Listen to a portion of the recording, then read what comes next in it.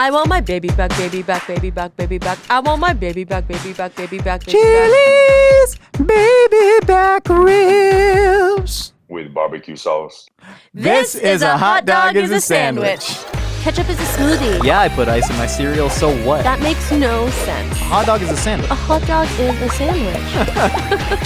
What?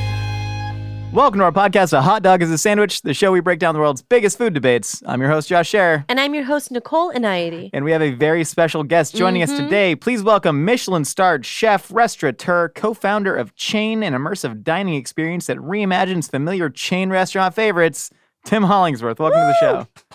Hey guys, thanks for having me. Of Excited course. We did not add, Tim, you won maybe my favorite and the most underrated cooking competition show of all time, The Final Table on Netflix. And I want to give you your props for that. Thank you. I never saw it, but congrats on winning it. So today we're going to be talking about what's the best chain restaurant of all time. Or we're just going to talk about how much we love chain restaurants and how important they are. Well, I want to get into the psychology of chain restaurants. Because Tim, what was behind starting Chain?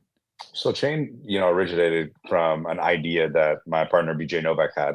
And he wanted to create a chain restaurant that wasn't necessarily a chain, but like paid homage and felt like a chain when you were going in, and had like food that was, executed at an extremely high level. He secretly thinks that, rather than going to all of these, different chefs' restaurants or whatnot, people really want to go to a chain restaurant. And, for me, chain restaurants were like a special occasion kind of place growing up. Same. Grew up in a very rural area, and I had, we lived like 45 minutes to drive to like town.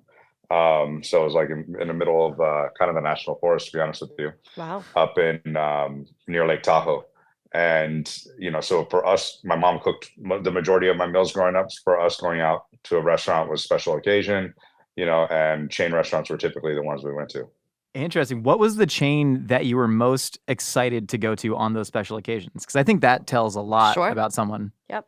Yeah, I mean, so, for me, whether it was driving to school and like hitting up Burger King in the morning and getting like the sausage and egg sandwich with a hash brown, orange juice, and a coffee, whether it was wrapping up football practice and getting a couple of Big Macs on the way home, or going to Sizzler, for like that fancier style chain.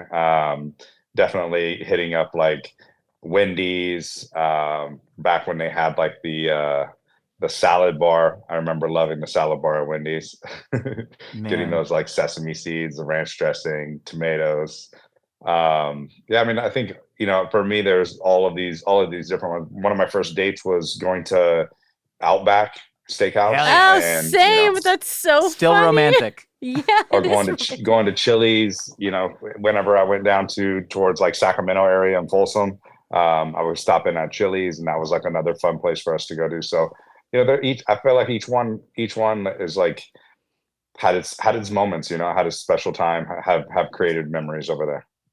Absolutely. I think there's this general thought that people have, which may or may not be true, that chains, say 20, 30, even more years ago, were better. That like in their heyday? In their heyday, right? That they were using better products, that as they started expanding, as private equity firms took all of them over, as they started consolidating into these like gigantic mega restaurant monoliths, that their quality got a lot worse. So it seems like a lot of what Chain is doing is like, what if chain restaurant food, but still back in the day when things were actually good? Is that a fair presumption that people have?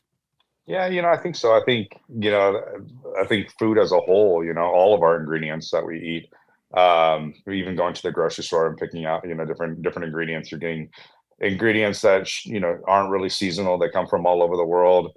And I feel like, it's a lesser quality than it used to be, for sure, depending on where you shop and stuff like that.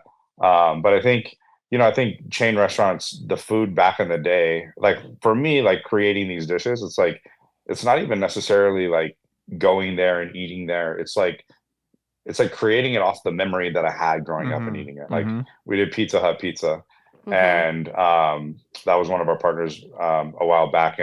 And for me, it was like, that's one of my first food memories, like sitting in Houston, Texas, flash flood, being stuck at Pizza Hut and like smelling, I can still smell like that buttery pan pizza crust, and I can Mhm. still see the red cup. I can still see like the video games. And, so for me to recreate that pizza, it wasn't going to Pizza Hut and having that pizza. It was like based off of my memory of what it was and how it existed. It's so funny. I literally remember reading New York Times food writer Tejal Rao's review So funny. of your Pizza Hut pizza, and she Wow. said that it tasted more like Pizza Hut than Pizza Hut, which is really freaking cool, right? That's the power of food. We're not Yeah, just to be able talking to about recreate that kind of experience, yeah, of it's course. not about the little molecules interacting with your palate on your tongue, right? It's about creating the emotions that you had. And so many of us have these strong emotions with chain restaurants. I know I certainly did when I had the I believe it's called the Cruncho Supremo that you guys made, right? Yeah, we had that. It was so good. Yeah. Because the Crunch Wrap came out, it was 99 cents. My high school, not to brag, was next to one of Taco Bell's top 3 most important locations in California. Oh, gosh. Nicole's gonna giggle, but that's where they tested that's where they tested all of their new items. And I'm from Orange County, so it's like 20 miles south of their corporate headquarters. Right. And so the Crunch Wrap Supreme came out, and God, I mean, this would have been like 2003 maybe. BFD. Yeah, before it ever hit Big menus. fudging deal. And we used to, oh man, we'd mob there after football practice, and we're like, "What? It's a hexagon, but a tortilla, and there's a tostada in it." But it was something that I have such strong memories with because I had like a 45-year-old man screaming at me as I was a 14-year-old, committing violence against other 14-year-olds. I'm talking about football. I'm not talking about getting in knife fights behind the Taco Bell, though we did see that sometimes. But you have these strong memories associated with it, and I think that's one of the most interesting things about chain restaurants. Totally. Nicole, what memories do you have, and how does that lead into your favorite chain restaurant? Damn. So I agree with you, Tim. Whenever we were growing up, going to a chain restaurant was kind of a fancy ordeal. My mom was, she was a stay-at-home mom. So we were eating a lot of home-cooked meals, and she's like a good cook, so I wasn't complaining necessarily. But every now and then I'd be like, I want to go eat out, Mom. And she'd be like, all right, whatever. So I grew up around a CPK and an Islands on Beverly Drive. Elite. And the Islands was on the corner, and our school would do a lot of fundraisers with that Islands. And I remember it very vividly. I would drag my parents to these like fundraiser things because they were not about that. They're like immigrants. They don't care. Mm. So they would take us, and my dad would get the Sandpiper sandwich, which was a chicken sandwich. My mom would get a turkey burger, and then I would get whatever. I would like get a quesadilla. It was like the best thing ever. I was so excited to even walk in there because, first of all, they would set the scene so nicely about Islands. I loved everything about it. It was like Rainforest Cafe Light, They had these beautiful, these like Hawaiian shirts, and like it was so cute. And they would just give you so much like attention. And I just loved how much attention, like even the bathrooms were like called Hawaiian names for boy and girl, like Wahaini, and like I don't even know what it is now, but something about like that attention to detail, even as like a 4th grader, I loved so much because it really felt like it was curated for like a kid to just love hanging out at Islands. But now at 31 years old, I hate Islands. Every time I What? walk by one, I'm like, boy. No. When's the last time you opened your heart and walked into an Island? 3 years ago with my niece, my sister, my brother, and my parents. And I said, this is terrible. Like, what a fake vibe. But I don't know, something about being a kid in Islands and just like loving going out with my parents was like obvious. Same for CPK. I think CPK was like 2 steps above Islands. CPK was a little bit classier. It was California fresh. They had cool pizzas like Thai chicken and Mexican like tostada pizza. And I was like, oh my God, culinary inventions. It was Yes. truly incredible. Their pizza game. To this day, it's still pretty iconic. I love it very, very much. I Go think ahead. we need to give CPK so much credit. And, Yeah. and I'm fascinated by the fact that things aren't chain restaurants until they are, right? It A lot of started these small, yeah. just started small. And CPK was founded by Ed Ledoux, who was Wolfgang Puck's pizza chef at freaking Spago, right? One of the places Iconic. that Yeah. crowned what California like Nouvelle Cuisine is, cuisine yeah. was. And he was doing it was the Peking duck pizza and I believe the smoked salmon pizza were the two. Yeah. Mm-hmm. And this guy was like, we can take that same ethos and like California barbecue chicken, Thai yeah. peanut sauce. And like that was incredible at the time and still to this day informed so much of what other people Absolutely. are doing. Absolutely. CPK is a good one to really put on that that top tier of the obelisk. CPK is delicious. Again, I haven't been in such a long time, so I think that magic might be a little bit gone for me, which sucks a little bit. But I think I just got to go back to CPK. I think I got to go back and get one of their barbecue chicken pizzas and just live my life. Barbecue chicken pizza for sure. I got to do it. And then I also, well, I'm not going to tell you my favorite yet, but and then also I grew up going to the Panda Inn for special occasions, which leads to Panda Express. Panda Inn was great. I loved Panda Inn. It was like, how many were there? Like maybe like 4? Was there like 4? I didn't know there were that many. I thought there were. Was it the Pasadena one? Or? No, I would go to the one next to the Beverly Center. It was like right across. I'm sorry, right across from West Side Pavilion. Actually, I'm being very LA right now. And then that turned into a love of Panda Express. I mean, to this day, I will go to Panda Express and I will get the orange chicken. I'll get the veggies. I'll get the chow mein. I think it's just standardized in a way that no other chain or fast food restaurant has done, and it's delicious, and it's delicious, and no matter what Panda Express you go to, doesn't matter if it's in an airport, doesn't matter if it's in Vancouver, it doesn't matter where you are, the food is the same 100% of the way, and I love that about them. And then also, when I was younger, I used to go to Kmart with my mom a lot, and if you went to Kmart, you would know that they always had a Little Caesars in the Kmart. And this was before Little Caesars was like, hot and ready and all that stuff. They would like have like pizzas out like on trays and stuff. And you could like take a slice and you could just eat it. And it was like me and my mom's like special little treat. So I'll always love Little Caesars. But the number one greatest chain restaurant of all time is Cheesecake Mother Effin' Factory. Let me tell you, the freaking menu is thicker than the Bible, okay? Crazy. And you can get what? On that menu? Oh, I love it so much. I used to poo-poo it a lot. I used to hate it a lot. But at this age, I love the idea of the Cheesecake Factory. It's like it's like this crazy design in there. It looks like the Taj Mahal and like Versailles like threw up in there. There's so many options of food. The drinks are phenomenal. The cheesecakes are stunning. I mean, whatever they got going on at Cheesecake Factory, they do it to the nth degree, and I think it's perfect. You can go there as a kid, you can go there as an adult, you can go there on a date, you can go there for any reason whatsoever and have the greatest time. There are more than 250 items on the a Cheesecake Bible. Factory menu. It's like a Bible. It's beautiful. That's insane. Yeah, so that's how I feel. I think a good hallmark of a chain restaurant, Tim, correct me if I'm wrong here, is that it touches every single facet of society, right? Every tax bracket can enjoy that. That's what I'm saying. Yeah. Everything's getting more expensive, and Cheesecake Factory certainly isn't there too. But the fact that like Justin Bieber is dining next to like a blue collar family from Ohio who's vacationing in LA, absolutely, that's kind of incredible, and I think it shows universal appeal. Tim, what chain restaurants have your heart? I have to go with Panda Express. I think the consistency, and the fact that they're still family owned as well, I think is like super cool. Mm-hmm. It started in I believe it started in California. Mm-hmm. I went to the headquarters the other day. I've been to Panda Inn in Glendale. I think that was the first Panda Inn. So good. And for me, it's one of those restaurants, and they invented orange chicken. Like orange chicken, like they created that, and that's like probably it's such an iconic dish, and the fact that they created that is just like such a cool thing. And I feel like chain food in general is it's an equalizer, right? You have people, just like you were saying, it's like people from all over. Doesn't matter what class you are, doesn't matter where you grew up, you've been to chain restaurants, you're influenced by these restaurants. And I think that's what's really cool about chain and what we do, is because we pay an homage to that. Absolutely.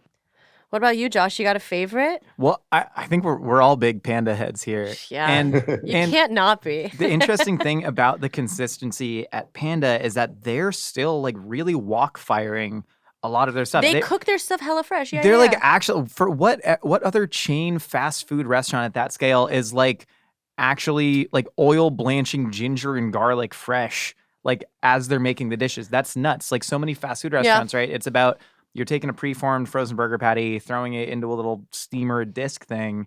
But the fact that Panda still has consistency while having such a variable process is insane. And there's McDonald's, right? They're forcing other people's hands. McDonald's is trying to cook raw beef again in their restaurants, right? So insane. They're cooking quarter pounders from raw, which is something they haven't done in a long time. I went to, I'm going to leave the name of the chain out of it, but they were, I got invited to some event and they were like, we're making our guac fresh in the store now. And I was like, that's pretty crazy to do at the scale. And they did a demo, and they have like chopped tomato, chopped onion, chopped jalapeno, and then they take these giant just squidge go-gurts of acidulated avocado puree and just go into a giant bowl, and they mix it, and they're like, see? And I'm like, I'm happy for you, but like, God, is that what we consider fresh these days? You know, just like acid-treated avocado in a vacuum-sealed pouch? Yeah. So the fact that Panda Express is still able to cook fresh like that, that's really cool and should be celebrated. Yeah. Also, going to the Panda Inn for their buffet is really exciting. Such good because times. it's just like you're just let behind the actual steam table line at Panda, basically. So fun. To make I your love own it. plate, which is fun. So I love Panda. For me, though, I think one of the most exciting restaurants to go to for me, because that's what I'm trying to judge this off of, is what was I most excited to walk into? Okay. It's the Olive Garden. Really? When you're here, your family. When you're here, your family. Sweet. Because, like, similarly, we just grew up without a ton of money. And so going out to any restaurant was an experience. Special shout out to Sizzler's 99-cent kids buffet, because that's how we ate there on every birthday. But going into the Olive Garden, you were transported to the hills of Tuscany through the eyes of a 9-year-old, right? Yeah. Transported to the hills of Tuscany. You see the bottles of Chianti with the little candle, the candles in it, and then the little wicker basket around it. That was incredible. And then dishes that I'd never had before, right? Mezzaluna. Why do we both remember the Mezzaluna? Well, the Mezzaluna is my favorite kitchen tool, but that's for another podcast. But that, and then I think I think it's a very American relationship to food to think of the deal, right? To be like, oh, we have America's the only country that had 99-cent value menus, like, as a consistent policy. Like, as an incentive to get people in? Yeah, and we're the world's leader in all-you-can-eat buffets. Woo! And so the fact America! that Olive Garden had unlimited soup, salad, and breadsticks with the purchase of a $12.99 entree, we ate like kings, and you only one person at the table had to order salad. All the other ones could get soup. So me and my family used to draw straws to see who had to order the salad. How many times did you get the salad? A fair amount, but still. But no, I could still eat. You didn't want the salad, I could still eat the bowls of soup from other people, because if one person got salad, everybody. And the point is, oh, you were sharing. You're sharing. Okay, yeah. good. Okay. Yeah, but then I had to beg my brother for the soup spoon. You're sharing soup. It's weird, but the zuppa toscana was good. But the point is, like, you go back to Olive Garden and eat now, and Olive Garden doesn't salt their pasta water as a matter of policy, because they think it'll degrade the pans quicker. Right? And so, like, objectively, does the food taste great now through the lens of somebody who's eaten at, some of the best restaurants in the world? Absolutely not. But do you still go there and you feel bounty and you feel taken care of and you feel like you're back in the womb as a child and you're safe and you're celebrating your grandma's birthday? Hell yeah, you do. And she tries to order hot tea at the end of her meal, and they go, "This is an Olive Garden. It's weird." And then she doesn't care. So Olive Garden holds a special place in my heart. Were either of you purveyors of the never-ending pasta bowl? No. Have you? Is that Olive Garden? Yeah. You could eat as much pasta. You literally order a never-ending pasta bowl, and they bring you as much as you can't tap out, huh? What do you mean you can't tap like out? You think they're gonna? You could infinitely eat like 20 bowls of pasta. If you wanted to, however, you really tap shouldn't. out. I did do the never-ending pasta bowl. You did? Oh. I used to, and this is disrespectful, but I was a teenager. Me and my buddies, we used to like go to the beach in like San Clemente, T Street, and we used to go skimboard all night. We would pack like 15 peanut butter sandwiches, eat that all day. We'd skimboard until the sun went down, and then in our like wet sandy board shorts, we used to roll up to the Olive Garden for the never. You suck. And of course, we tipped 4%. Of course, we were poor, man. Took a lot of gas to get to the beach. We're eating peanut butter sandwiches. I have since, given my recompense to You Olive really Garden. have. You really Thank you so have. much. But we used to get the never-ending pasta bowl, and then we'd just eat. You really get sick of it after 1.5 bowls. Nobody needs that. But many how bowls many of did you pasta. clear? How many bowls did you clear? 6 was the most. Oh. And they limit the, you're not getting the Mezzaluna with the Madeira reduction or whatever. No. No, you're getting like, you either get like meat, tomato, Alfredo. White. Yeah, or like maybe pesto as an option, but limit one per person. Right. So it was not great, but it was such a marketing tool for Olive Garden. Yeah, I know. That's what I always think about whenever I think of Olive Garden. I'm like, never-ending pasta bowls, baby. What about that? Didn't, what was it? Red Lobster have like endless shrimp as well. That's why I love chain restaurants. They just do these like silly little gimmicks just to get you in, and I love it so much. Well, Endless Shrimp is bankrupting Red Lobster currently. Straight up. No, an actual story came out, man. I think, on Bloomberg a couple days ago. Tim, were you a fan of the all you can eat? Yeah, but my all you can eat was more like the salad bars, going to the salad bars growing up, like Sizzler salad bar, going to Wendy's salad bar. I never had like the all you can eat shrimp. We didn't go to Red Lobster very often. And Olive Garden, I literally have only been one time. And funny enough, Oh my my God. wife took me there. And so this is like after I had left the French Laundry for working there for like 12 years. Like she takes me on a date in LA, and this is why I married her, right? She takes me, she had a gift certificate, like a gift card to Olive Garden. She's like, "You want to go to Olive Garden?" I was like, "Yeah, sure, why not? I've never been." And so she takes me there. So I've only been one time. Do you remember what you ordered? I don't remember what I ordered. I'm sure some sort of probably chicken Alfredo. I mean, that's hard to pass up, right? Yeah, that's Right. that's the way to go. But you can also get the tour of Italy, which was the most exciting Josh restaurant. loves the tour of Italy. There's a tour of Italy, which is chicken parm, some sort of fettuccine Alfredo, lasagna, and then ravioli, I believe. Wow. I don't know what regions. You're I was literally, about to be like, where's the it's literally Piedmont the region? tour of New Jersey. It's I was literally the just about tour. Tour of The Sopranos like- season 1. Like you get a little bit into East Philly, but then you're back into like Asbury Park, you're going down a Trenton. But then they started a tour of Northern Italy. Oh, nice. They're doing so much. I mean, people are interested in that kind of stuff, so why not? Oh, they certainly are. I'm not opposed to it. Tim, talk to me about the Sizzler salad bar. Because that is something that the Sizzler has, I believe, declared bankruptcy. They're still around. They're still hanging on. But I believe they have filed Chapter 11, so not long for this world. But describe to me how beautiful the Sizzler salad bar was in its heyday. I mean, it was like number one. I mean, it was surrounded by kale, right? Like it was like it had this Ornamental bed of kale. Weren't they the largest purveyors of Pizza kale? Hut. Pizza Hut salad bar was number Sorry, one. how could I mix up But my then- salad bars? And it had, I mean, for me, it was like one of those things where I still to this day love a good salad. So, going there and getting lettuce and just like picking whatever you want on there. I mean, it was like tomatoes, the croutons, the sunflower seeds, the ranch dressing. It was sometimes put a little olives in there. It's one of those things that again, we didn't have a lot of money, so we weren't ordering like big things. But I would go to the salad bar many times, and that's like basically how I filled up at Sizzler, right? Never allowed to order a steak there. Yeah, correct. They got ground beef in a vat near the taco station. That's And your that was steak. your steak? That was, yeah. Well, they had a whole taco station. They had the tortilla warmers. They had a vat of yellow liquid cheese, and they had carnitas or some sort of shredded wet pork. Didn't you used to make like little dishes with your brother to your grand? Can you tell Tom your little anecdote? It just means so much. My grandma went to her grave, God rest her soul, at R.I.P. 101 years old, R.I.P. Granny. loving the Sizzler, and she lived next to one. And my brother and I, and he is. He was a sommelier at some point, and so we're both little bougie food boys at this point. And so we go to Sizzler with her. We might have eaten a gummy or two, and we decided to have a little cooking competition to see who could create the most unhinged dish at the salad bar. And so, I mean, we were like, using a butter knife to scrape like lemon zest off the iced tea lemons. We made a little like imitation crab, kind of like ceviche, leche de tigre situation. Leche de tigre at Sizzler. Talk about a class act. Gotta go to Sizzler with you. We got know, right? Let's go, man. Let's party. You put the meatballs doing in it the right. meatballs in the taco shells. That's very fun. But it was like a create your own destiny thing. Tim, do you think there's any way to quantify what the best chain restaurant of all time is? Like, who did it the best? Who is your North Star that you're following, and why is it TGI Fridays? I think you got to go with the Golden Arches, no? I mean, Yeah. I mean, McDonald's is so iconic that for me, it's everywhere. It was were they the first people to have like the playpens and stuff like that?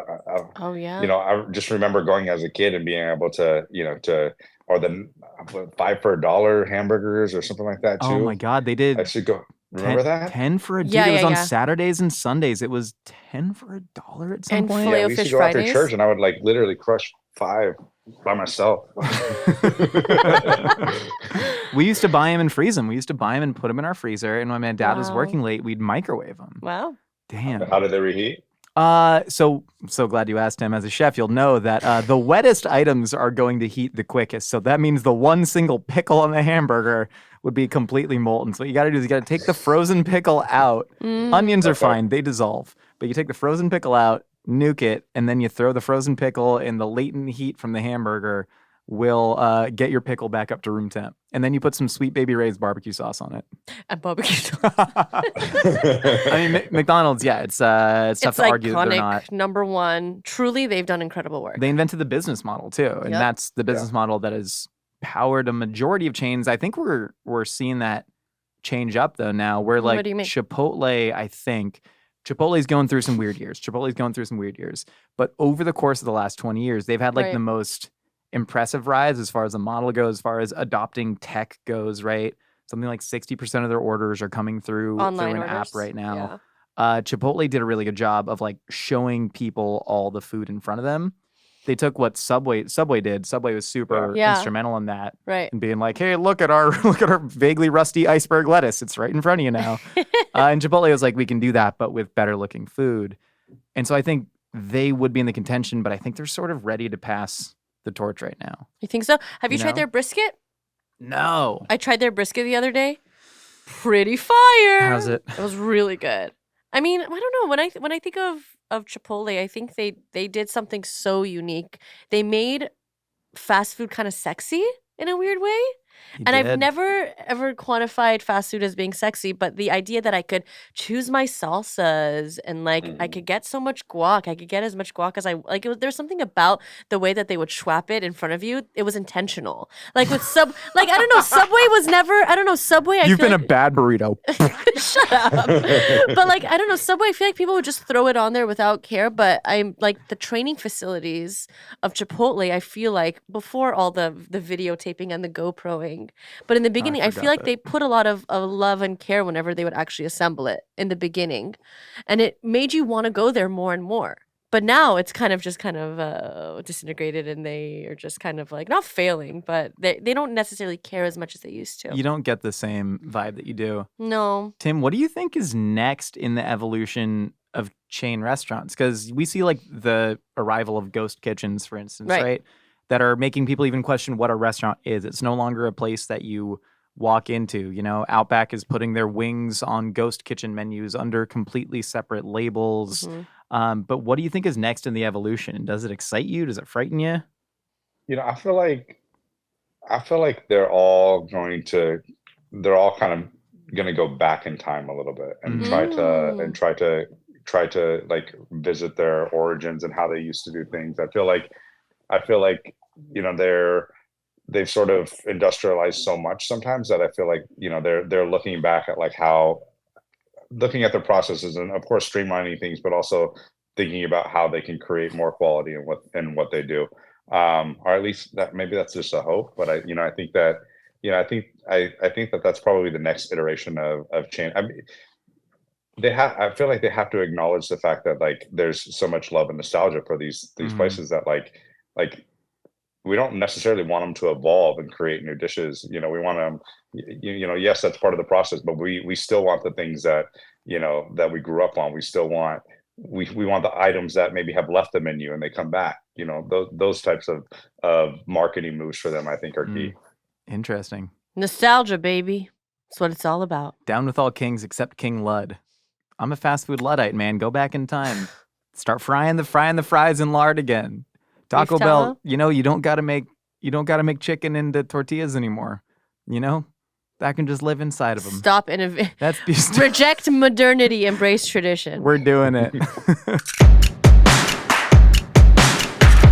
Nicole, I'm going to Italy this summer. Oh, well, sounds fab. Can I come? Absolutely not. But you know that sense of anxiety you get when you try and order food in a different country and you don't know the right words? Oh my God, of course. Happened to me on my last international trip. Well, no more embarrassment to be had, Nicole, because I've been practicing my Italian with Rosetta Stone. Rosetta Stone has been a trusted expert for 30 years with millions of users and 25 different languages offered.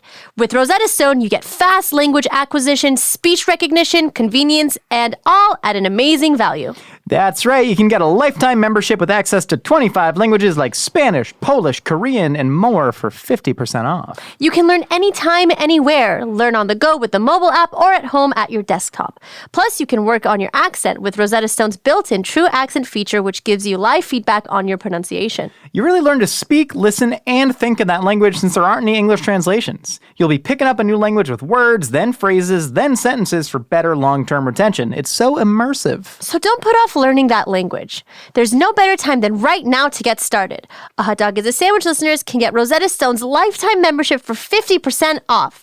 Visit rosettastone.com/hotdog. That's 50% off unlimited access to 25 language courses for the rest of your life. Redeem your 50% off at rosettastone.com/hotdog today. All right, Nicole and Tim, we've heard what you and I have to say. Now it's time to find out what other wacky ideas are rattling out there in the universe. It's time for a little segment we call Opinions Are Like Casserole. Sorry, I stayed in the same pitch from the intro. All right, Tim, so this segment we have our fans have actually written us controversial opinions about their own chain restaurants that they love and hate. We're going to read them out, and you are going to get first chance to respond to all of them. You ready? Yes. All right, Nicole, you go. Sure. So at Dala Cizena says, Sonic's mozzarella sticks with their honey mustard is a god-tier combination and way better than dipping them in marinara. How do you feel about mozzarella sticks and honey mustard? No, that's a fail. I don't agree with that. So passionate. I haven't had it, but I'm eating it in my mind right now. And I feel like I got to go traditional marinara. And by the way, I love mozzarella sticks and I love marinara. And the two are together like, put it in a fine dining restaurant. That's what I say. Hell yeah. What about ranch? Ranch everything. Okay, I great. love ranch. Great. I'm glad we Ranch on pizza, 100%. Yes, very Hell good, yeah. very good. Every bite. I would eat this and I would be happy about it. Is that weird? Like, I don't know. I love honey mussy. I put honey mussy on a lot of stuff. Honey mussy on chicken nuggets is like my jam. McDonald's honey mustard is one of my favorite fast food condiments out there. I have never had the Sonic ones either, but I feel like I would enjoy this, but maybe as like a first bite, but not like as a continuous bite. You know what I mean? I'd probably go for the marinara and the ranch. TBQH. Nicole, you know me as a bit of a world traveler. You? Yeah. Where'd you go recently? Well, I was recently in Sardinia. Oh my god. And shut up, dude. There's a dish in Sardinia. It's a dessert. It's called seadas, where they take a young pecorino, but a very stretchy one, not like a pecorino romano. It's not aged, so it's like a salty cheese, not dissimilar from mozz in a lot of ways. They wrap it in pastry, they fry it, and they drizzle honey on it. These are the same flavors going on there. This is a dessert. The fried cheese with the honey mustard, that's a dessert. That's fine that you're eating it. But the mustard is the turnoff. It's almost like kanafe. I was about to say, it sounds like kanafe, but it's the Kanafe. mustard is the turnoff. I went to Providence once, and they made a honey mustard dessert. And if they can make a honey mustard dessert, and the Sardinians can put honey on fried cheese, then the Sonic mozzarella sticks and honey mustard is a dessert. And that's my own. You can die on this hill. All right. We got at Sherrod Ethan. If you're going to make fried food, you should not be changing the oil. Let the flavors of the past live on. Tim? I think we all got to say no on that one. I mean, look, dirty fry oil is something that you could taste. Yeah. Like it like comes through in the food, and it's a huge turn off for me. I'm gonna say no on that, but I will pivot and go a dirty grill, like a dirty griddle that has been seasoned cooking tons and tons of burgers. Wow. That you can cook a better burger on, I think. Wow. I agree with Like you.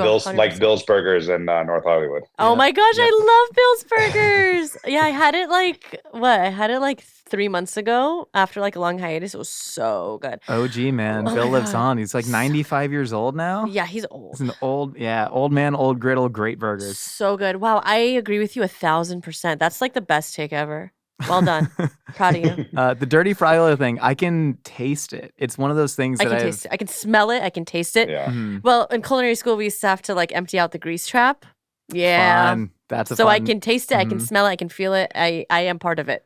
Yeah. I think to me, that's people who don't like Filet-O-Fishes have only had them in dirty fry oil. I love Filet-O-Fishes. Because the dirty fry oil somehow accentuates the fish flavor and makes it worse, right? Oh my gosh, yeah. And so I think that's the key to a good Filet-O-Fish, which I Yeah. love a Filet-O-Fish. Canola oil, when you heat it up too much, it ends up smelling fishy. Yeah, canola past the smoke point. Yeah. It's weirdly fishy.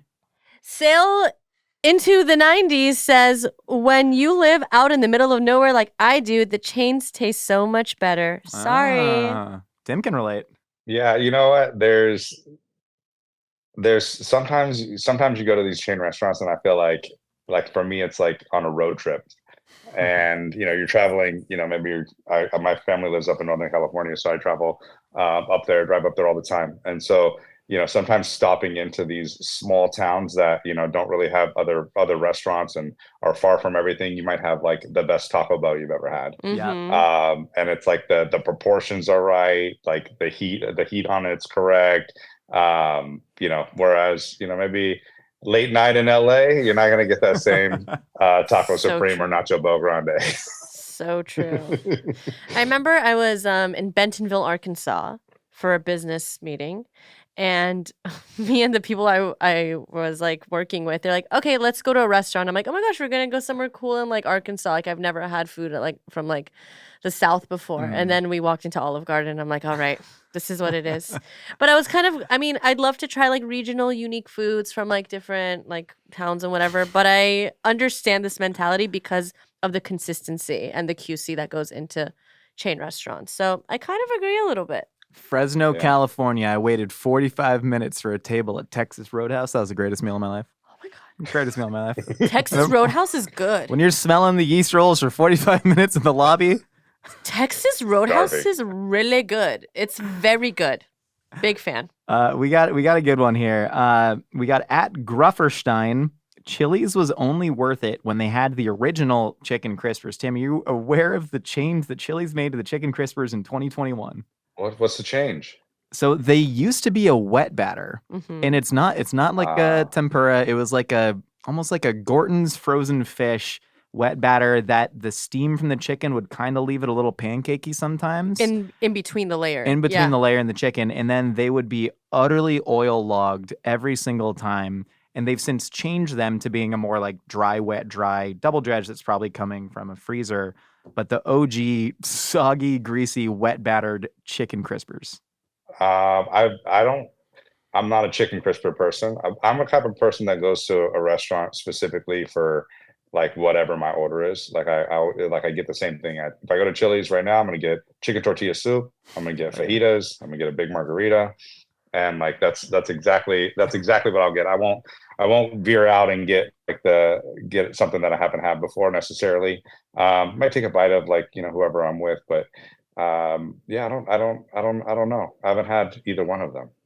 I'm the opposite, where I go to any chain restaurant and I get whatever has the like capital NEW exclamation point on an angle next to the name. New. Chili's had it was like double stack quesadilla Santa Fe burger. It was a burger, but the buns are quesadillas and it had all the stuff on it. And you know exactly what that's going to taste like. And you know it's going to be a little bit worse than either a quesadilla or a burger. You know what I mean? You're like, I don't want this. But I had to get it. And I had a perfectly fine time slopping it down with a couple Coors Lights.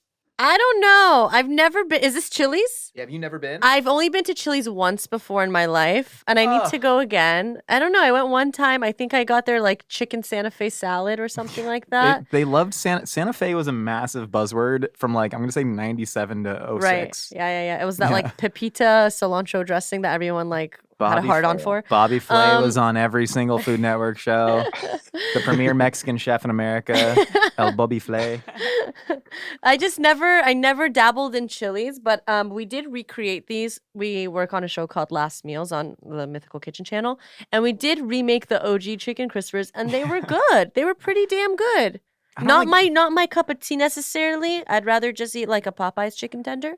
But like it didn't really do it for me. I don't like wet batter with skinless, boneless chicken. Like a wet battered Southern fried chicken, I think like I'm down, Gus's does a wet batter, but it's a thin, lacy one. But Totally. like a pancakey batter on a chicken tender, it doesn't do it. Do it. Doesn't do it for me. Tucker_Steven says, a vanilla frosty is better than a chocolate frosty. Yes, 100%. And then you got to get French fries and you got to dip it in. Yeah. Vanilla Frosties were new. That was a new thing. They didn't have those when we were growing up. Oh, really? Vanilla Frosties. This is like the Mandela I'm going to effect. estimate. I'm going to estimate 2002 is when they came out.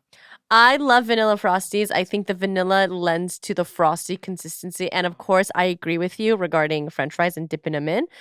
What's up? Not until 06. Oh, Not until 06 did the Vanilla Frosty come out. impossible. I don't like chocolate frosties. I like vanilla frosties. I also had a strawberry frosty whenever that was a new ticket item. And I really like the strawberry frosty, but I will say it's vanilla strawberry chocolate for me. The origin of the Frosty is so funny to me because Dave Thomas, who was very intentional about everything, Wendy's didn't come out until I believe 69, when a lot of these other big chains, Burger King was like early 50s in Florida, In-N-Out 48, McDonald's like 46. Wendy's was kind of a late player to the game that really took off from Columbus, Ohio, I believe. But Dave Thomas invented the Frosty. It is literally half chocolate, half vanilla. That's the whole shtick of the chocolate Frosty. That's why it's not particularly chocolatey. Okay. Yeah, and he not stole the idea, like but got Swiss Miss. inspired. Tastes like Swiss Miss. It's nice. But he got inspired by like a racetrack that had an ice cream bar that would serve something similar. But he didn't want a strong chocolate flavor to, quote, distract from the burgers.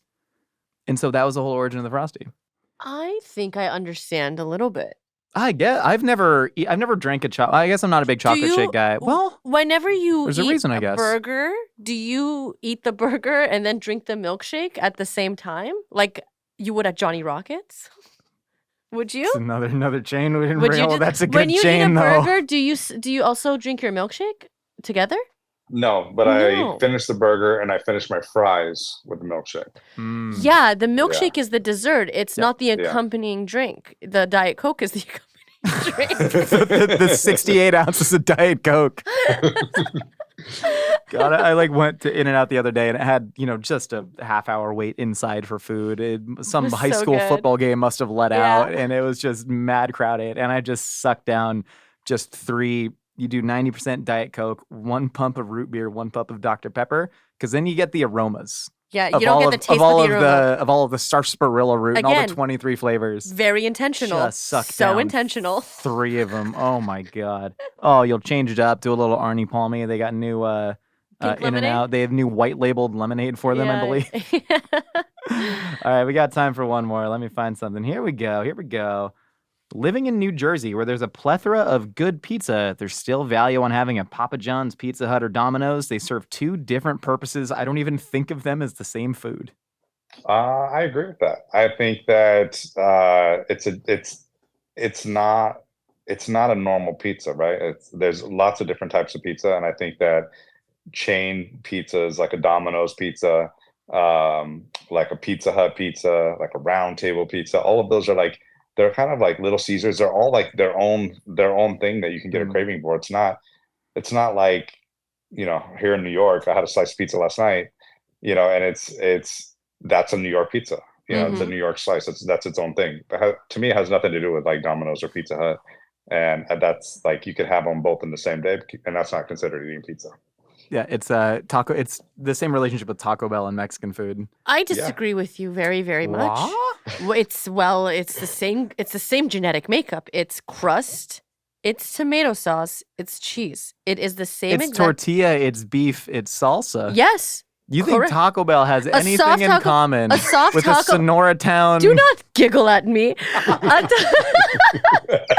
A soft taco from Taco Bell serves the same purpose as a street taco. The fact that you even said soft taco, though, is insane. What do you right? mean? I'm clarifying because I know, I knew but I'm you would saying- bring up. Don't fight in front of our guests. The fact that you would even assume that it would just be a hard, crunchy taco is your problem, not mine. It's not my problem. It's the top selling item at Taco Bell. Number 2. So beef what? burrito. So what? I think there's a lot of validity. There is I a disagree. unique.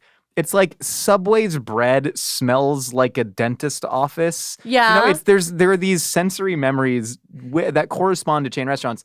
Nobody could ever recreate perfectly like the way that hydrogenated butter flavored fat that soaks into the Pizza Hut pan pizza crust. No one can perfectly recreate matter. It's the same food. It's just done. It's the same food, but it's different purposes. But it's the same food. Period. Point blank. But Sorry. it's like been run through a clone fax machine all you're around right. the world. It is an appropriation of an appropriation, but at the same Andy day, Warhol piece. it is an Andy Warhol piece. But that's fine. It's still edible and still serves its purpose, and you still enjoy it. Yo, Round Table Maui Zowie pizza. It's delicious. Oh, 100%. Ate that after Wow. winning the JV Basketball Summer League Championship. That's right, go Mustangs, baby. Woo! Suck it, El Toro. Oh, God. I think that's a wrap on after Suck It, El Toro. Tim, thank you so much for joining us today, man. Where can people find you? You can find me on Instagram at Chef Tim Hollingsworth. Hell yeah. And Thank you everybody, so much for coming on. It was a pleasure. Chain Fest LA. Yeah, everybody check out Chain. They're doing really incredible Yeah, work, man. truly. I'll never forget the time you did not the orange chicken, but you did actually a rainbow chicken skewer. Oh, With no an orange, way. green. Did you not have that? We were at the same event. Roy G Chicken. Roy G Chicken. That's right. That's Where right. was I? Was it Chain Fest last year? Oh, I didn't go last it year. Shabbat? It was Shabbat. It was Shabbat. Sorry. Tim, you got to make kosher-friendly Chain. And on that note, thank you for listening to A Hot Dog as a Sandwich. We got new audio-only episodes every Wednesday and a video version here on YouTube every Sunday. Yeah, check out Chain Fest is coming back to LA October 5th, Tim. October 5th. Woohoo! We'll be there, man. Everybody come check it out. It'll be fun. We'll be signing autographs for $15. Nicole, how much you charging? Free, baby. Free 99. $3.99.